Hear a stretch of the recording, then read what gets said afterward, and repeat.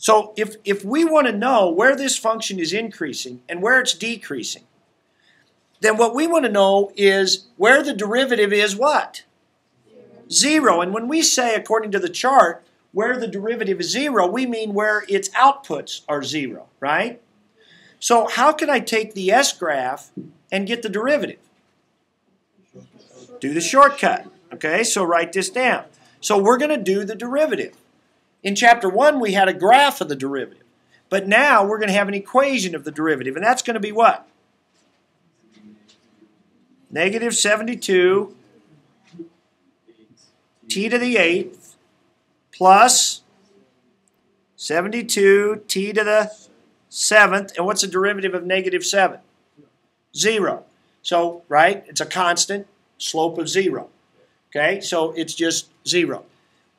And we want to know when that equals 0. In other words, we want to set it equal to 0. What we're going to do is find these x-intercepts. And what do we call those where the derivative is 0? Stationary points. What we need are the stationary points. Okay, so where does this equal 0? Well, this is pretty easy to do algebraically. I can do some factoring. I can take out a 72 t to the 7th, leaving me with negative t plus 1. Where does that equal 0? Well, where does this factor equal 0? Where does 72 t to the 7th equal 0? When t is 0. When does the parentheses equal 0? When t is 1. I just found my stationary points. Now that's important because I need to know what I'm really interested in, remember, is when S prime has positive outputs and when S prime has negative outputs. But to find where it changes from positive to negative, you first need to know when it is 0. Here it goes negative to positive, positive to negative, negative to positive. That tells me a lot of stuff. That tells me my local max and mins, increasing, it tells me everything I need to know. But I first got to know where it's 0. Okay? Because if I put a 1 in for t right here, negative, no, because then it'll be negative plus 1. Okay? Just solve that. Set it equal to 0, solve. Okay. Here's where we use that sign chart that I was talking about the other day. We put a 0 on there, we put a 1 on there, and very importantly, we label that as S prime. Now, I didn't do my second derivative here because we weren't asked about inflection points or anything, so we don't need any of the second derivative stuff. Okay? That's right. Now, remember what we want to know. We want to know when these outputs of S prime are positive and when they're negative. Well, what I'm going to do is I got to plug in something to the left of 0, like say negative 1. And I want to plug in something in here like say 1/2. And something over here like 2. In other words, what I need to know now in chapter 1 when we had a graph, it was easy. We just looked and saw when it was above and when it was below. But what I need now are some outputs. I need to know some outputs. But since this is where the derivative is 0, I know this is where it could change from positive to negative. So let's put a negative 1. Now we got to put it into S prime. I could put it in up here, but that's a more complicated version. The easy version to put it in is here.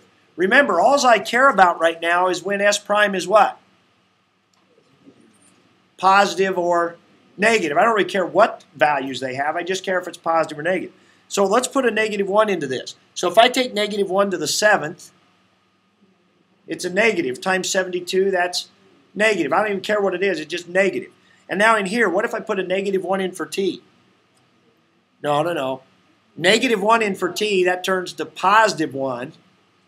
Plus 1 is 2. So I got a positive here times a negative. That's going to be negative. So over here, I'm going to get negative outputs. So I put a negative there. Now in between here, and I'm guessing it might have switched, but it might be a flat spot. The values might have been negative, then 0, then stayed negative. So we don't know for sure. So we put a 1/2 in there. Well, 1/2 to the 7th, I don't even care what that is. I just care that it's positive. And then negative 1/2 plus 1, also positive. So positive times positive is positive. And then let's plug a 2 in to S prime. It's important we're plugging it into S prime because we want to know when the derivative is positive or negative. So we put a 2 in there. That's positive, 2 to the 7th. Negative 2 plus 1, negative. Negative times positive is negative. So this sign graph right here gave me that same information that we used to get in our graph up here. Now this graph clearly is not right, but that was just an example. This sign graph's giving me the same information that the old graph of S prime used to give me. So now we go to answer the question. The question in A is, when is F increasing? When is F increasing? From 0 to 1. B wants to know where F is decreasing. From negative infinity to 1, no, to 0, and then from 1 to infinity. So you could close those off at all? When we're doing increasing, decreasing, concave up, concave down intervals, we always use open intervals. All right. C says, where's the local max? Now it says where, so all we care about is the x-coordinate. Local max is when F prime changes from positive to negative. Therefore, this graph is going up, then down. My local max is at x equals 1. Now, this is important.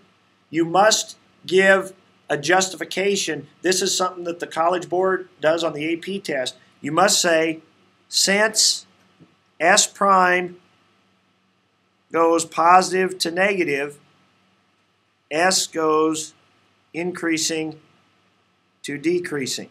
You must say that. You must give that connection of what you got from your sign graph that told you that was a local max. You will not get points for that answer on the AP test, and so therefore on my test, when you do a local max or min, you've got to say, because S prime is telling me this about S. Okay? You've got to do that on local max min. And then, of course, where's the min? That's at x equals 0 because this is negative going to positive. In other words, decreasing going to increasing. So x equals 0 is a local min, and then give that same sort of an answer there.